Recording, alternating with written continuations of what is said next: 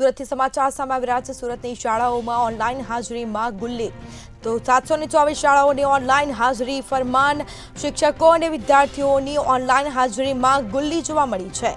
તો 724 શાળાઓએ 15 દિવસથી વધારે હાજરી પૂરી નથી। શાળાનું લિસ્ટ બનાવી હાજરી પૂરવા તાકીદ કરી છે।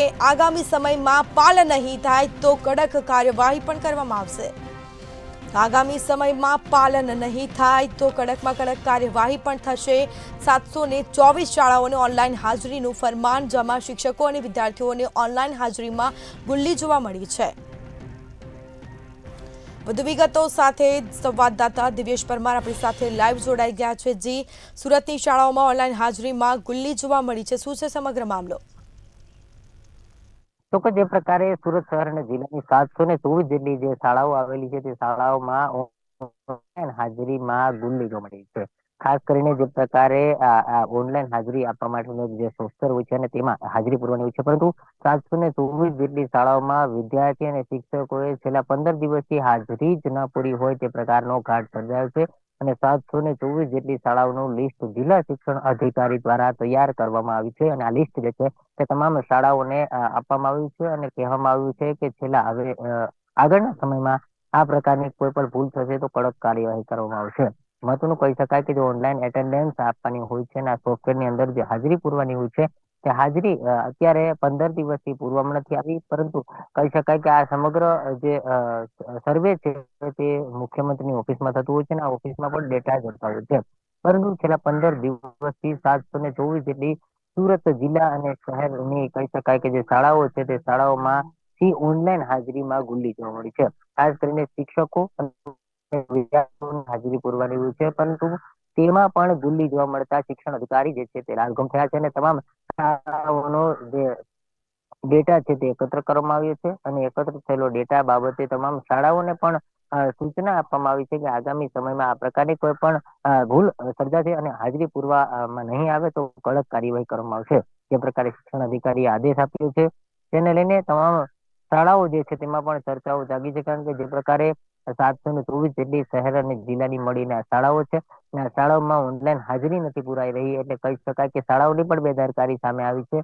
જે પ્રકારે ઓનલાઈન હાજરી પૂરવાની હોય છે તેમાં વિદ્યાર્થીઓ અને શિક્ષકો જે છે હાજર રહેતા હોય છે કે નહીં તે તમામનો ડેટા એકત્ર કરવામાં આવે છે અને આ ડેટા જે છે તે મુખ્યમંત્રીની ઓફિસમાં જાય છે અને ત્યાં પણ સર્વે થાય છે અને 15 દિવસથી આ પ્રકારે 724 જેટલી શાળાઓમાં ઓનલાઈન એટેન્ડન્સ નથી પૂરવામાં આવી રહી અને તેને જ લઈને શિક્ષણાધિકારી લાલઘુમ થયા છે અને તમામને તાકીદ કરી છે કે તાત્કાલિક આ પ્રકારની ભૂલ સુધારવી અને જો ભૂલ નહીં સુધરીને આગામી સમયમાં આ પ્રકારની કામગીરી થશે તો તેમની સામે કાયદેસર અને કડક કાર્યવાહી કરવામાં આવશે।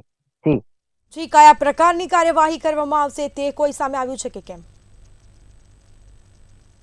ચોક્કસ જે પ્રકારે કાયદાકીય કાર્યવાહી જે હોય છે તે કરવામાં આવશે, કારણ કે જે પ્રકારે સરકાર દ્વારા ઓનલાઈન એટેન્ડન્સ પૂરવા માટે થઈને જે પ્રકારની સુવિધા ઉત્પન્ન કરવામાં આવી છે અને આ સુવિધાને લઈને આજે વિદ્યાર્થીઓ અને શિક્ષકો જે છે તે શાળાએ આવ્યા છે કે કેમ તેની હાજરી પૂરવાની હોય છે, પરંતુ અત્યાર સુધીમાં અનેક જે વિદ્યાર્થીઓ અને શિક્ષકો જે છે તેમને છેલ્લા 15 દિવસથી 724 જેટલી શાળાઓ છે તેમાં હાજરી નથી પૂરી અને તેના જ કારણે આ પ્રકારે લાલિયાવાડી સામે આવી છે અને આ લાલિયાવાડી સામે જિલ્લા શિક્ષણ અધિકારીનું ફરમાન છે કે જો આગામી સમયમાં આ પ્રકારની કામગીરી થશે તો તાત્કાલિક કાર્યવાહી કરવામાં આવશે અને જે પ્રકારની કાર્યવાહી છે તે તેમાં તમામ જે પ્રકારની નીતિ પુરવાર સાબિત થશે તે સમગ્ર મામલે કાયદેસરની કાર્યવાહી કરવામાં આવશે ને કહી શકાય કે જરૂરિયાત્મક દંડાત્મક પગલા પણ ભરવામાં આવે અને ક્યાંક ને ક્યાંક આ શાળાઓને અપીલ પણ કરવામાં આવેલી છે અને તાકીદ પણ કરવામાં આવી છે કે આગામી સમયમાં આ પ્રકારની કોઈ પણ કામગીરી ઢીલાશ જો જોવા મળશે તો તેમની સામે કાયદેસરની કાર્યવાહી કરવામાં આવશે અને કારણ કે આ સમગ્ર ડેટા જે છે તે મુખ્યમંત્રીની ઓફિસમાં